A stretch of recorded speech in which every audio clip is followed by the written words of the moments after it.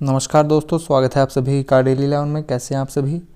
देखेंगे अपनी आज की टेस्ट सीरीज। आज हमारा टेस्ट सीरीज का क्रम रहेगा भाग 183 183। क्वेश्चन हमारा उत्तरकाशी के शक्ति त्रिशूल में दो स्थानों पर कौन सी लिपि का प्रयोग किया गया है, कौन सी लिपि में लिखा गया है। 4 ऑप्शन आपके पास रहेंगे, जानेंगे इसका आंसर। शुरू करते हैं बिना किसी देरी के, क्योंकि आप सभी जानते हैं समय ही सब कुछ है। पहला क्वेश्चन आपके सामने, पूर्णागिरि मेला कब लगता है। Option A Basant Panchami, B Chaitra Navratri, C Makar Sankranti.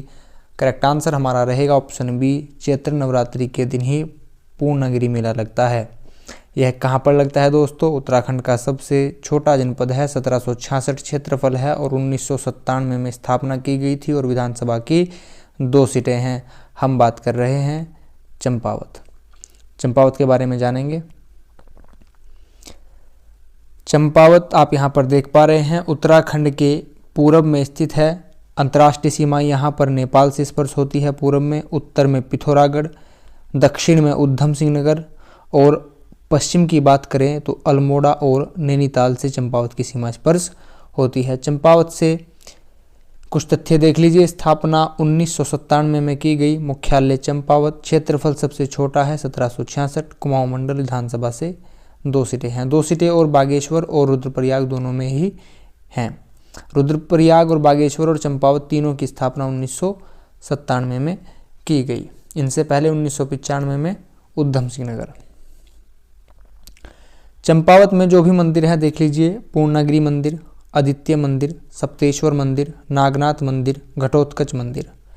मेले की बात करें, श्री पूर्णागिरि मेला, आषाढ़ी कौथिक बगवाल मेला, गोराठावली, सूर्यपष्ठी, दीप महोत्सव, देवी महोत्सव। आगे बढ़ेंगे दोस्तों। नेक्स्ट क्वेश्चन हमारा, उत्तराखंड का नवीन इतिहास नामक पुस्तक के लेखक कौन है। Option A S Thapa, B doctor Shekhar Pathak, C Ajay Singh Rawat. Correct answer option D रहेगा, डॉक्टर यशवंत सिंह कठोच। नेक्स्ट, किस परमार शासक ने सर्वप्रथम अपने राज्य में अंग्रेजी शिक्षा प्रारंभ की। कृति शाह, भवानी शाह, प्रताप शाह, नरेंद्र शाह। करेक्ट आंसर रहेगा प्रताप शाह। प्रताप शाह का कार्यकाल 1871 से 86।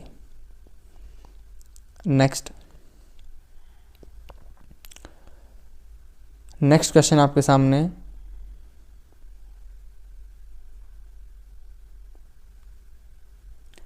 ज्वार प्रथा संबंधित है किससे। ऑप्शन ए स्त्री धन, कृषि धन, पशुधन, शिक्षा धन। करेक्ट आंसर रहेगा स्त्री धन से संबंधित है। नेक्स्ट, उत्तराखंड में सन 2006 ईस्वी के परिसीमन में मैदानी क्षेत्र में सर्जित 6 नई विधानसभाओं में सम्मिलित नहीं है। क्या सम्मिलित नहीं है।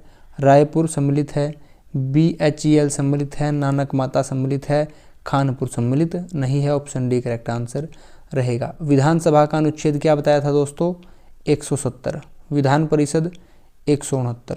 164 में राज्यपाल मंत्री परिषद की नियुक्ति करेगा और प्रधानमंत्री की नियुक्ति करेगा।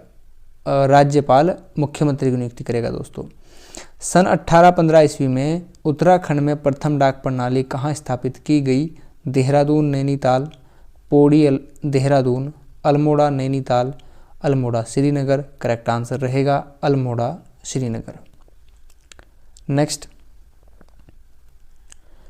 पेशावर कांड के नायक वीर चंद्र सिंह गढ़वाली ने निहत्थे भारतीय पठानों पर गोली चलाने से मना कर दिया था। कब। 23 अप्रैल 1930, 13 मार्च 1930, 23 मार्च 1930, 13 अप्रैल 1930। करेक्ट आंसर रहेगा 23 अप्रैल 1930। ऑप्शन ए करेक्ट आंसर रहेगा 23 अप्रैल 1930। और राइफल कौन सी थी दोस्तों, 2/18 राइफल। ठीक है। विरही गंगा नदी जल प्रवाह क्षेत्र में है क्या। ऑप्शन ए यमुना टोंस जल प्रवाह, काली जल प्रवाह, यमुना भागीरथी जल प्रवाह, भागीरथी अलकनंदा जल प्रवाह। करेक्ट आंसर रहेगा ऑप्शन डी भागीरथी अलकनंदा जल प्रवाह। भागीरथी की लंबाई 205, अलकनंदा 195 और सबसे बड़ी है काली नदी शारदा नदी 252। गंगा की लंबाई 96, पूरे भारत में 2525। चीज़ें पसंद आई हो तो प्लीज़ लाइक कीजिएगा। नेक्स्ट, उत्तरकाशी के शक्ति त्रिशूल में 2 स्थानों पर कौन सी लिपि में लिखा गया है? आपको याद रखना है शक्ति त्रिशूल उत्तरकाशी। ऑप्शन ए शंख लिपि में, खरोष्ठी लिपि में, देवनागरी लिपि में, पाली लिपि में। आपका आंसर रहेगा दोस्तों शंख लिपि में लिखा गया है उत्तरकाशी। उत्तरकाशी देख लीजिए दोस्तों, नाम से ही पता चल रहा है उत्तर में स्थित होगा उत्तरकाशी। उत्तरकाशी की सीमा देहरादून, टिहरी, रुद्रप्रयाग, चमोली से स्पर्श होती है। उत्तरकाशी की अंतर्राष्ट्रीय सीमा चाइना, तिब्बत से स्पर्श होती है। अगर बात करें राज्य में तो यह सीमा यहाँ पर हिमाचल प्रदेश से स्पर्श होती है दोस्तों। आगे बात करेंगे, उत्तरकाशी की स्थापना 24 फरवरी 1960 को की गई। 24 फरवरी 1960 को की गई। यहाँ से और तथ्य जान लीजिए दोस्तों, उत्तरकाशी की स्थापना 24 फरवरी 1960 को टिहरी से निकाल कर की गई। चमोली की स्थापना पौड़ी से निकाल कर की गई। पिथौरागढ़ की स्थापना अल्मोड़ा से निकाल कर की गई 24 फरवरी 1960। मुख्यालय उत्तरकाशी में स्थित है। क्षेत्रफल है 80-16, सबसे ज़्यादा है चमोली का 80-30। गढ़वाल मंडल में स्थित है, विधानसभा से 3 सीटें हैं।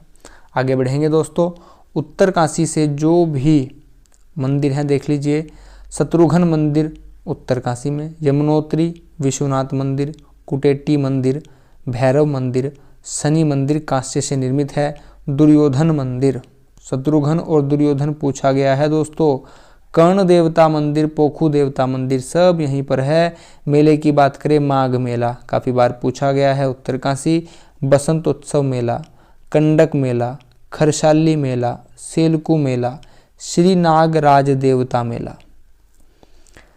नेक्स्ट, 20वीं सदी के प्रारंभ में उत्तराखंड शैली के चित्रों की खोज किसने की थी? K L. Mehta, D T. Roberts, barrister Mukandilal, जे.आर. ग्रिक। करेक्ट आंसर आपका रहेगा option C, barrister Mukandilal ji ने ही 20वीं सदी के प्रारंभ में उत्तराखंड शैली के चित्रों की खोज की थी। नेक्स्ट, हिंदी से क्वेश्चन है। पहला क्वेश्चन आपके सामने, अनल शब्द का समानार्थी पूछा गया है। अनिल, जल्दी में होंगे तो ऑप्शन ए ही लगा देंगे सर, ऑप्शन ए करेक्ट होगा, लेकिन नहीं दोस्तों, अनल का आंसर ए नहीं होगा। अनल का आंसर करने के लिए आपको पता होना चाहिए यह क्या है दोस्तों। अनिल कहा जाता है मरुत, तिमिर, हवा, समीर, वायु, ये सभी अनिल के पर्यायवाची हैं। और अनल कहा जाता है आग को, वैश्वानर को, हुतांशु को, अग्नि को। ऑप्शन सी हमारा करेक्ट आंसर यहाँ पर रहेगा। बच्चों को बहुत कन्फ्यूजन रहता है कि यहाँ पर अनल और अनिल में बहुत कन्फ्यूजन रहता है, आप इन चीज़ों को थोड़ा समझ कर चलिएगा। किस विकल्प में केवल पुल्लिंग शब्द है पूछा गया है? तो देख लीजिए दोस्तों, चीता, भेड़िया, गीदड़, गिलहरी। गिलहरी तो स्त्रीलिंग होगा, इसको तो निकाल दीजिए, आंसर नहीं है। चीनी यहाँ पर आंसर नहीं होगा। कबूतर, लड़के, इमली यहाँ पर स्त्रीलिंग हो जाएगा, आंसर नहीं होगा। तो हमारा आंसर बचता है ऑप्शन ए, चीता, भेड़िया और गीदड़ यहाँ पर पुल्लिंग होंगे। अच्छे क्वेश्चन हैं। वर्तनी की दृष्टि से एक विकल्प सही है, देखिए कौन सा सही है, आपसे पूछा गया है। पूजनीय कैसे लिखा जाता है? पूजनीय, पूजनीय, पूज्यनीय, पूजनीय। सभी की प्रोनाउंसिएशन सेम से ही है। हमारा करेक्ट आंसर रहेगा ऑप्शन बी, पूजनीय। ठीक है दोस्तों। नेक्स्ट क्वेश्चन लिखा गया है, अपना अपना राग अल्पना मुहावरे का उपयुक्त अर्थ क्या होगा? अपना अपना राग अलापना, अपने ही स्वार्थ की बात करना, स्वावलंबी होना, लज्जित होना, किसी के इशारे पर चलना। करेक्ट आंसर रहेगा दोस्तों ऑप्शन ए, अपने ही स्वार्थ की बात करना, अपना अपना राग अलापना। निम्नलिखित में से एक वाक्य भाववाच्य में, भाववाच्य पूछा गया है, वाच्य 3 प्रकार के होते हैं, भाव, कृत, क्रम। भाववाच्य, क्रमवाच्य, कृतवाच्य। तो भाव देख लीजिए, अब वे चलेंगे नहीं, नहीं दोस्तों। अब वे चलने लगे नहीं, उनसे अब चला नहीं जाता। ऑप्शन सी हमारा आंसर रहेगा, भाववाच्य। नेक्स्ट क्वेश्चन लिखा गया है, भारतीय अर्थव्यवस्था है किस प्रकार की है? समाजवादी, मिश्रित, पूंजीवादी या सामंतीवादी? करेक्ट आंसर रहेगा ऑप्शन बी, भारत की जो अर्थव्यवस्था है वह मिश्रित अर्थव्यवस्था है दोस्तों, मिक्स्ड इकोनॉमी है इंडिया की। भारत के बारे में जान लीजिए, राजधानी नई दिल्ली है। भारत आप यहाँ पर देख पा रहे हैं। अगर बात करें सबसे बड़े राज्य की तो कौन सा है? राजस्थान। जी हाँ, बिल्कुल सही। कर्क रेखा भारत के 8 राज्यों से गुजर रही है। कौन से? गुजरात, राजस्थान, मध्य प्रदेश, छत्तीसगढ़, झारखंड, पश्चिम बंगाल, त्रिपुरा, मिजोरम। गिन लीजिए, 8 हो गए क्या? 1 2 3 4 5 6 7 8। हाँ जी, 8 हो गए। अगर मध्याह्न रेखा की बात की जाए तो 5 राज्यों से गुजर रही है, उत्तर प्रदेश, मध्य प्रदेश, छत्तीसगढ़, ओडिशा, आंध्र प्रदेश। मध्याह्न ऐसे और कर्क रेखा ऐसे। ठीक है दोस्तों। और यहाँ पर क्या तथ्य इंपॉर्टेंट हो सकता है? सबसे बड़ी तटीय रेखा गुजरात की है और दूसरे स्थान पर आंध्र प्रदेश की है। अगर दक्षिण भारत राज्यों में पूछा जाएगा तो आंध्र प्रदेश की प्रथम स्थान पर हो जाएगी। आंध्र प्रदेश की राजधानी बदल दी गई है विशाखापट्टनम। 9 राज्य तटीय सीमा से स्पर्श हैं और 4 केंद्र शासित प्रदेश तटीय सीमा से स्पर्श हैं। भारत के बारे में जान लीजिए आप, वैसे तो सभी बातें जानते हैं लेकिन एक बार रिपीट कर लीजिए दोस्तों। क्षेत्रफल 32,87,263। उत्तर से दक्षिण चलेंगे तो 3214 किलोमीटर। पूर्व से पश्चिम लंबाई है 2933 किलोमीटर। स्थलीय सीमा है 15,200। तटीय सीमा है 7516.6। अगर मुख्य सीमा की बात करें तो 6100 किलोमीटर। अक्षांशीय विस्तार 8 डिग्री 4 मिनट से लेकर 37 डिग्री 6 मिनट। मुख्य भूमि 6 डिग्री 4 मिनट से लेकर 37 डिग्री 6 मिनट। देशांतरीय विस्तार 68 डिग्री 7 मिनट पूर्व से लेकर 97.25। दोस्तों आपको लगता होगा कि सर बार बार सेम ही चीज़ें कराते हैं, लेकिन आप जो यहाँ पर अक्षांशीय विस्तार और देशांतरीय विस्तार लिखा है काफ़ी कन्फ्यूजन होता है परीक्षा में। अभी तो सब आपको आसान लग रहा होगा, जब परीक्षा में बैठते हैं तो काफ़ी कन्फ्यूजन होता है। आप इसको डेली बेसिस पर 1 से 2 बार लिख लीजिए। पड़ोसी देशों से हमारे जो राज्य स्पर्श होते हैं उनकी संख्या है 16। तटीय सीमा वाले 9 राज्य हैं और केंद्र शासित प्रदेश हैं 9। विश्व में क्षेत्रफल में भारत का स्थान 7वां है। क्षेत्रफल 2.42% है। विश्व में जनसंख्या दूसरा स्थान है और प्रथम स्थान चाइना का है। भारत में 17.5% जनसंख्या पूरे विश्व का निवास करती है। भारत से कुछ करंट अफेयर के क्वेश्चन है दोस्तों, एक बार रिपीट कर लीजिए। प्रतिष्ठित गोल्डन ग्लोब रेस पूरी अभिलाषा टोमली पहले व्यक्ति हैं जिन्होंने यह पूरी की है, अभिलाष टोमी। मानव स्वतंत्रता सूचकांक 2022 में स्विट्जरलैंड प्रथम स्थान पर रहा है और भारत का स्थान 112 रहा है। माउंट अन्नापूर्णा पर चढ़ने वाले पहले भारतीय हैं Arjun Vajpayee. Global quality infrastructure index में जर्मनी प्रथम रहा है, भारत का स्थान रहा है 10वां। वैश्विक स्तर पर तीसरा सबसे बड़ा ऑटो बाजार बना है भारत। वैश्विक सैन्य व्यय में चौथा स्थान रहा है भारत का। भारतीयों को लाने हेतु सबसे इंपॉर्टेंट है ऑपरेशन कावेरी, कहां पर चलाया गया? सूडान में। नेक्स्ट, भारत में सन 1991 में 1991 ईस्वी में आरंभ की गई सुधारवादी नीतियों को मुख्य कारण था 1991 में एलपीजी, लिबरलाइजेशन, प्राइवेटाइजेशन, ग्लोबलाइजेशन, उदारीकरण, निजीकरण और वैश्वीकरण। ठीक है। मुख्य उद्देश्य क्या था? विदेशी मुद्रा कोषों में कमी हो रही थी, जी हाँ सही है। विदेशी ऋणों में वृद्धि हो रही थी, सही है। विदेशी भुगतान में असंतुलन हो रहा था, ऑप्शन डी करेक्ट आंसर रहेगा। सभी बातें यहाँ पर सही लिखी हैं।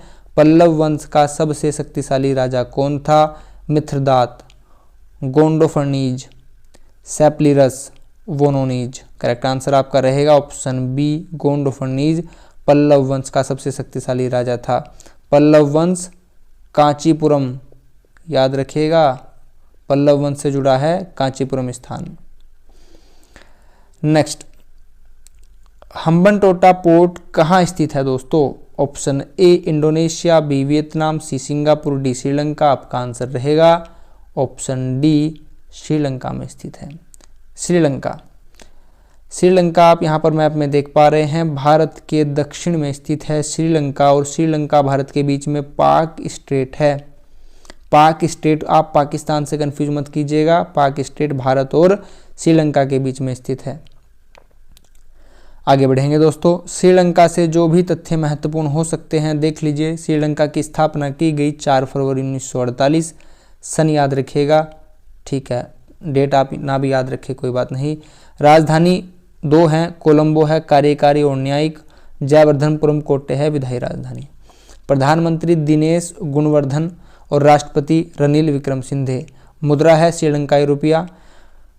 आगे बात करें, भारत और श्रीलंका के बीच में पाक जल संधि है। पाक की खाड़ी और मन्नार की खाड़ी को जोड़ती है पाक जल संधि, और अलग किसको करती है? भारत और श्रीलंका को।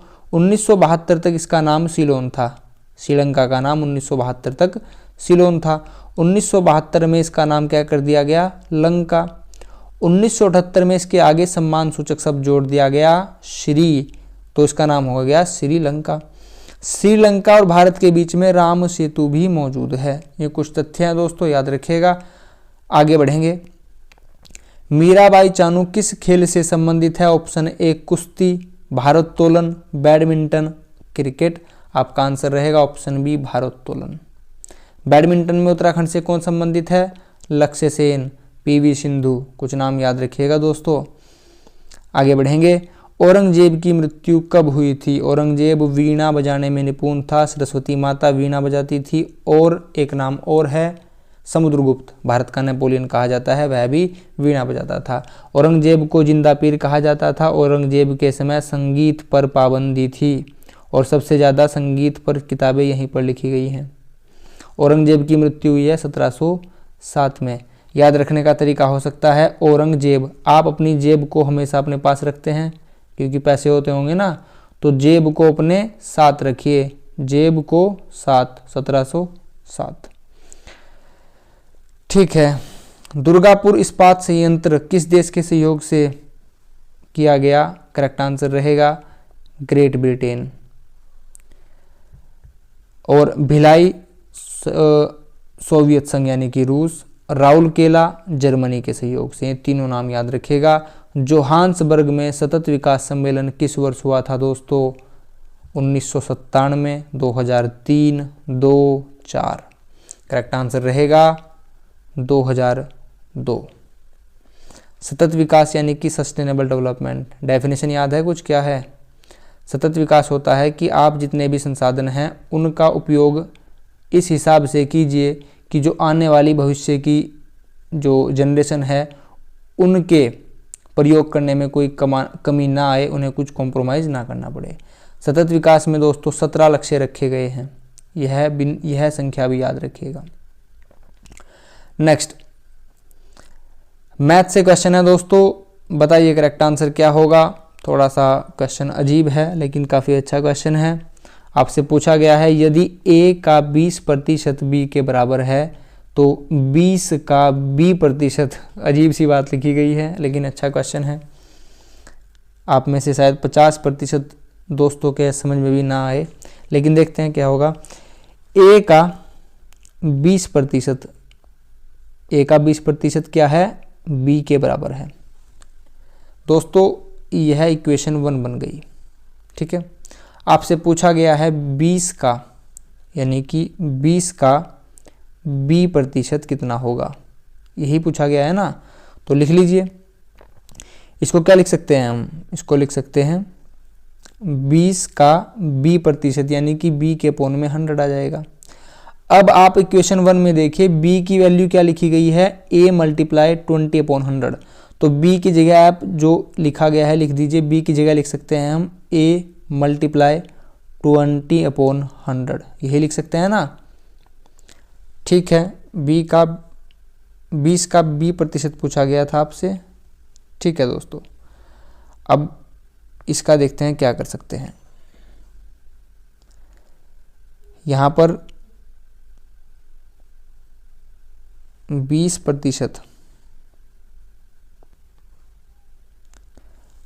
यहाँ पर 100 आना था दोस्तों, क्योंकि यहाँ पर लिखा था 20 का b प्रतिशत यानी कि 20/100 और फिर b की वैल्यू आपने रखी a × 20/100। यहाँ पर क्या होगा, 20 से आप 100 काट सकते हैं, 20 पंजे 100 और फिर 5 से आप 20 काट सकते हैं, 4 पंजे 20। आपके पास बचता है इक्वल टू में 4a/100। अगर आप देखेंगे 4a/100 को आप क्या लिख सकते हैं, 4a और यहाँ पर प्रतिशत 100 का प्रतिशत लिख सकते हैं। एक बार मैं दोबारा आपको सारी चीज़ें समराइज कर देता हूँ, ध्यान से देखिएगा। आपको बोला गया है a का 20% b है, यानी कि a का 20% आपसे बोला गया है b है, ठीक है, इक्वेशन 1। फिर आपसे बोला गया है कि 20 का b प्रतिशत कितना होगा, 20 का b प्रतिशत कितना होगा। तो हम कर सकते हैं 20 × b/100 इतना कर सकते हैं। अब आप यहाँ पर जो b लिखा है इसकी वैल्यू है यहाँ पर लिखी है इक्वेशन 1 में, इस वैल्यू को यहाँ पर पुट कर दीजिए। 20 × 100 था और यहाँ पर a × 20/100, हमने सिर्फ इतना किया। कैलकुलेशन करनी है दोस्तों, 20 पंजे 100 और 5 से आप 20 निकाल देंगे, बचेगा 4। तो आपके पास बचता है यहाँ पर 4a/100। अपॉन में 100 लिखा है, आप इसको क्या लिख सकते हैं दोस्तों, प्रतिशत बनाकर लिख सकते हैं, यानी कि a का 4%। देख लीजिए ऑप्शन कहाँ पर लिखा गया है, ऑप्शन ए लिखा है a के 4% के बराबर होगा। क्वेश्चन थोड़ा सा अजीब था लेकिन काफ़ी अच्छा क्वेश्चन था। नेक्स्ट हमारा आज का लास्ट क्वेश्चन है, आप यहाँ पर 2 मिनट का समय ले सकते हैं और बताइए करेक्ट आंसर क्या होगा। महेश ने जितने में 20 अंडे खरीदे उतने में उसने 18 अंडे बेच दिए। उसका लाभ या फिर हानि, जो भी आपको लगता हो, लाभ हुआ हो तो लाभ, हानि हुई तो हानि, प्रतिशत ज्ञात कीजिए। दोस्तों इसके 2 मेथड हैं, तो मैं आपको दोनों ही बताऊंगा, ध्यान से सुनिएगा, ठीक है। पहले आपको बोला गया है कि महेश ने 20 अंडे खरीदे। हम मान लेते हैं कि महेश ने 20 अंडे 100 रुपये में खरीदे, ठीक है। तो महेश ने एक अंडा कितने का खरीदा, 5 रुपये का। भाई 20 पंजे 100, एक अंडा हो गया 5 का। 18 अंडे उसने कितने में खरीदे, 18 पंजे 90 में, ठीक है। दोबारा से सुनिए, हम मान लेते हैं 20 अंडे 100 रुपये में लाया, तो यानी कि एक अंडा 5 रुपये का हो गया और 18 अंडे होंगे 90 रुपये के। फिर बोला जा रहा है 18 अंडे उसने 100 के बेच दिए।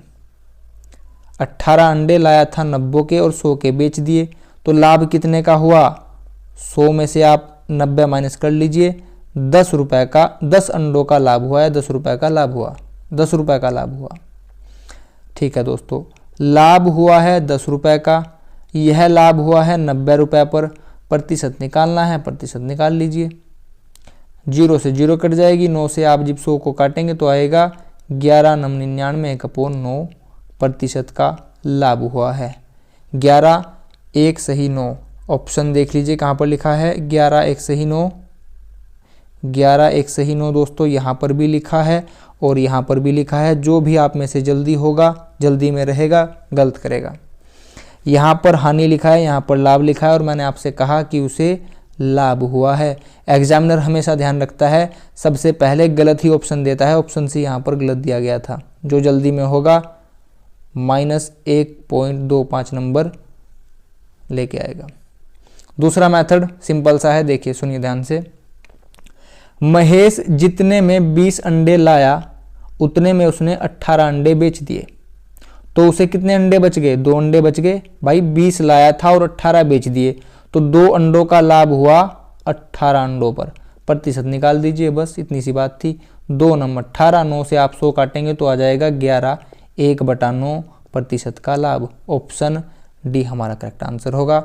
मुझे पता है आपको सेकंड मेथड अच्छा लगा होगा, ठीक है दोस्तों। यस्टरडे क्वेश्चन हमारा था जिसका आंसर रहा ऑप्शन ए। बेगार आंदोलन कब और कहां प्रारंभ हुआ, 13-14 जनवरी 1921 बागेश्वर सरयू नदी के तट पर। हमारा आज का last question of the day, डोला पालकी आंदोलन संबंधित था। क्वेश्चन ऑफ द डे, डोला पालकी आंदोलन संबंधित था। ऑप्शन ए शिल्पकारों से, बी महिलाओं से, सी क्रांतिकारियों से, डी भ्रष्टाचार से। इसका आंसर आप सभी कमेंट बॉक्स में देंगे। दोस्तों अगर आप चैनल पर नए हो, वीडियो आपको हेल्पफुल लगी हो तो प्लीज़ लाइक कीजिएगा, कमेंट कीजिएगा, शेयर कीजिएगा। जो भी ज़रूरतमंद हो उन तक वीडियो शेयर कीजिएगा। चैनल पर नए हो तो सब्सक्राइब कीजिएगा। आप सभी ने अपना कीमती समय चैनल को दिया है, इसके लिए आप सभी का बहुत बहुत धन्यवाद। Thanks for watching. आपका दिन शुभ हो। नमस्कार दोस्तों।